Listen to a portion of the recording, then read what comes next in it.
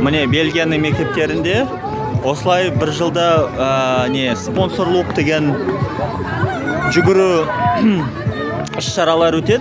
Жақсы балаларға. Бала неғұрлым көбірек жүгірсе, неғұрлым көбірек айналым жүгірсе, оның ата-аналары соғұрлым көбірек ақшаны мектепке демеулік ретінде беріледі. Сондықтан бұның да аты сондай спонсорлық, яғни демеушілік айналымдары. Міне бұлар осылай жүгіреді. Ана жақта мұғалімдер отырады да, бала әр айналым сайын қолында қағаз ұстайды, сол қағазына штамп қояды. Сөйтіп бұлар айналымның санын санайды.